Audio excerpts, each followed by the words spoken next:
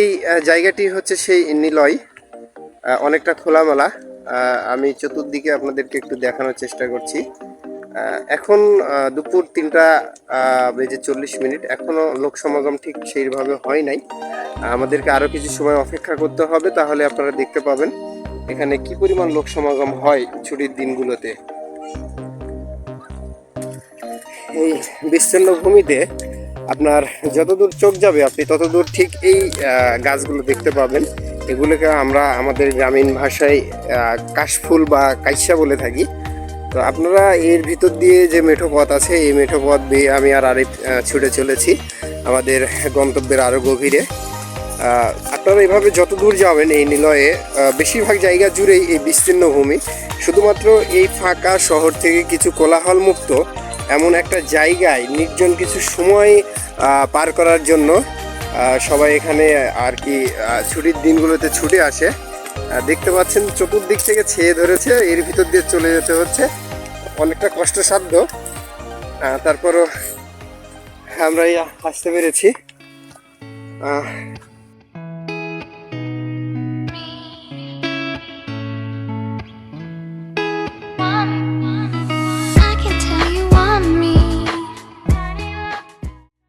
আমি এখন অবস্থান করছি নিলয়ের ঠিক শেষ প্রান্তে।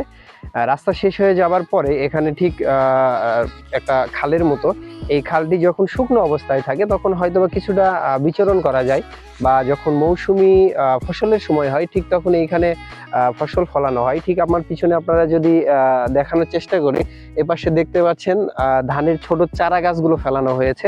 আসলে এই জায়গাটি সময়ের ব্যবধানে এক সময় শুকনো হয়ে যাবে এবং এখানে পর্যাপ্ত পরিমাণ ধান চাষ করা হয়। কিন্তু আপনারা চাইলে নিলয়ের এই অংশে আসলে ঠিক রাস্তা নেই, আপনারা এই খাল বিলের পথ ধরে এই সময় চলাচল করতে পারবেন। এবং আমার ঠিক পিছনের দিকে যে উঁচু অংশগুলো আছে, এই উঁচু অংশগুলোতে একটা সময় সরিষা এবং শীতকালীন যে সবজিগুলো আছে এই সবজিগুলো চাষাবাদ করা হয়।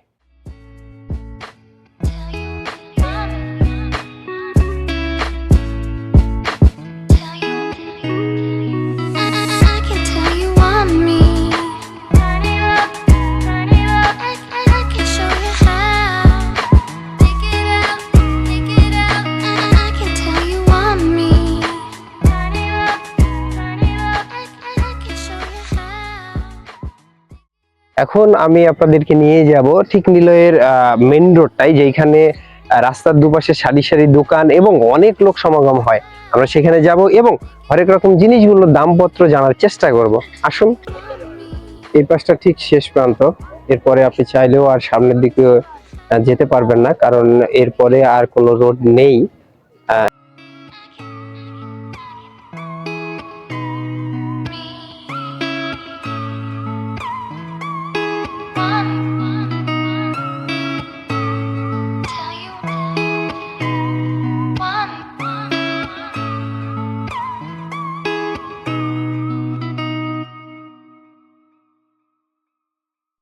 চলুন আমরা ভিতরের দিকে যাই, নিলয়ের এখন আরো গভীরের দিকে যাব। যে রাস্তার দুপাশে যেই ফুডস গুলোর কথা আমি বলেছি আপনাদেরকে, আমি এখন সেগুলো আপনাদেরকে দেখাবো। গাজীপুর নিলয় এই জায়গাটি সম্পর্কে যত বলা যায় ততই রোমাঞ্চকর একটা ব্যাপার। এখানে আপনার যতদূর চোখ যাবে বিভিন্ন রকম হরেক দোকান আপনি দেখতে পাবেন, এবং রাস্তার দুপাশে যে ফাঁকা অংশগুলো আছে এগুলোতে অনেক মানুষ আপনি দেখতে পাবেন। এই জায়গাটি বর্ষাকালে অনেক পানি এবং চতুর্দিকে যে পানি আসে এবং পানিতে অনেক থই থই করে, এখানে তখন শুধুমাত্র এই মাঝের যে রাস্তাটি, যেটি দিয়ে আমি এখন এই মুহূর্তে হেঁটে যাচ্ছি, এই জায়গাটুকু ছাড়া আর অবশিষ্ট কোনো জায়গা ভাসমান অবস্থায় থাকে না। এখানে দুপাশে যত যাবে তত আপনি বিভিন্ন কন্টেন্ট ক্রিয়েটরদের দেখতে পাবেন, বিভিন্ন ফটোগ্রাফি দেখতে পাবেন, অনেক খাবারের দোকান দেখতে পাবেন, পাপড়, চিপস, ফুচকা, ছোলা বুট, আইসক্রিম, এরকম হরেক রকম মুখরোচক খাবার আপনি দেখতে পাবেন। এই যে পাশে একজন ভাইকে দেখছি ঝালমুড়ি বিক্রি করছেন, এবং ছোট ছোট যে টিলাগুলো, ছাতাগুলো আছে টিলার মতো করে সাজিয়ে তারা ফুচকা বিক্রি করছে।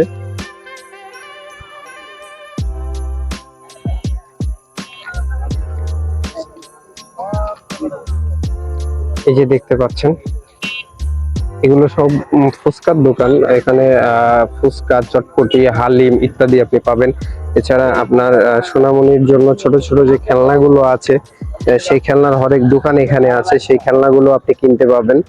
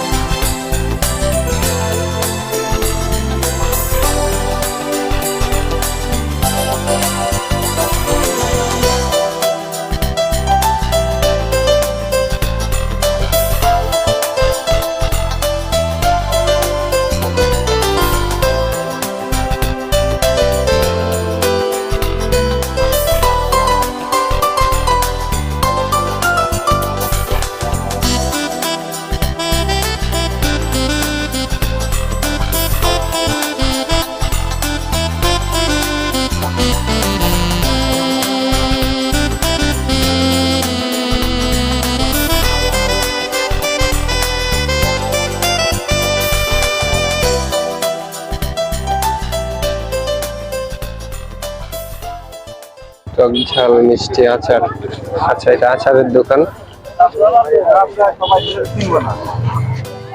এটা হচ্ছে আমরা বলি কুটির শিল্প, নকশিকাঁথা শিল্প। এখানে আছে অনেকগুলো ফুলের দোকান। আপনি চাইলে আপনার প্রিয়জনকে এখানে ফুল উপহার দিতে পারবেন।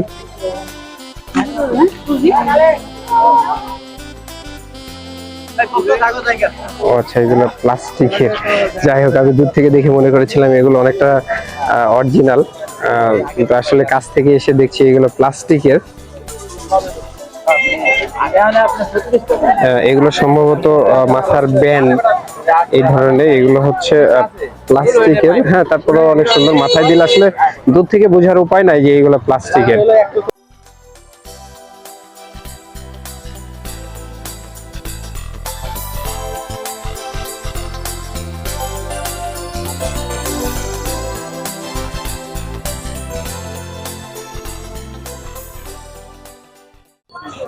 খাবারের পাশাপাশি এখানে বিভিন্ন ধরনের জুয়েলারির দোকানগুলো আপনি দেখতে পাবেন। আপনি চাইলে আপনার প্রিয়জনের জন্য জুয়েলারি গুলো এখান থেকে কালেক্ট করতে পারবেন।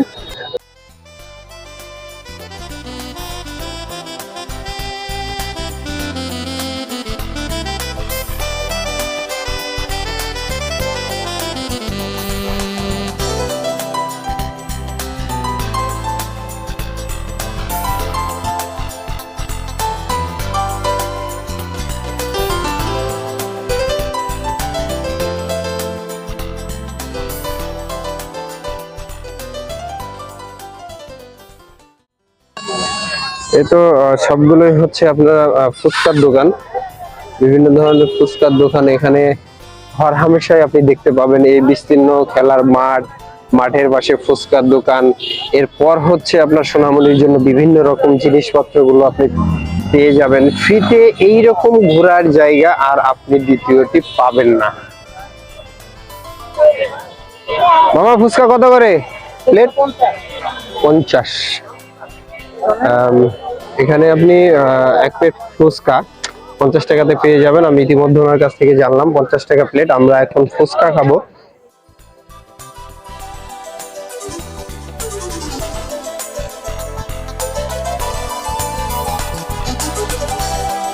এটা সম্পূর্ণ সেফটি জোন এরিয়ার মতো কাজ করছে, অর্থাৎ আপনি চাইলে এখানে সব জায়গায় শুট করতে পারবেন না। আমি ফুচকার দোকানের ভিতরে যখন গিয়েছিলাম তখন উনি বলেছে যে ভিডিও করা নিষেধ। আমি এখন ভিতরেই আছি, হ্যাঁ, কিন্তু একটু সাইডে, এখানে ভিডিও করতে পারছি না। জানি না ভিডিও করতে পারবো কিনা, দেখছি চেষ্টা করে, যদি পারমিশন পাই তাহলে ভিডিও করবো। নিলয় এসেছি আর ফুচকা খাবো না, তা কি করে হয়? এক প্লেট ফুচকা 50 টাকা। রীতিমতো আমরা ফুচকার অর্ডার দিয়েছি এবং বলে দিয়েছি ফুচকাওয়ালা মামাকে যে আপনি পর্যাপ্ত পরিমাণ ঝাল দেবেন। যেই ঝাল খাবার পরে এই যে আরিফ সাহেব আছে, এই আরিফ সাহেবের চোখ মুখ থেকে যেন আগুনের ঝাঁজ বের হয়।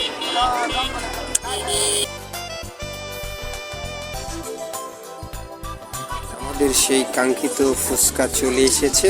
আর ফুচকাওয়ালা মামা বলেছে যে যদি আরও ঝাল প্রয়োজন হয় দেওয়া যাবে। চলুন ট্রাই করা যাক।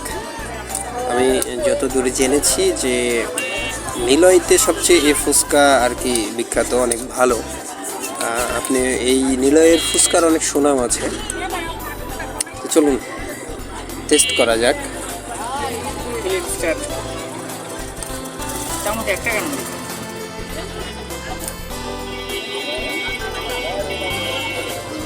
বিসমিল্লাহির রহমানির রহিম।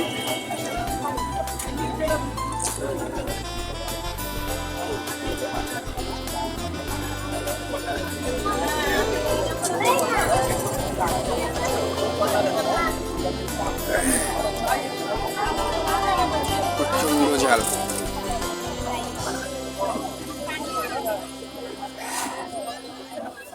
অনেক ঝাল।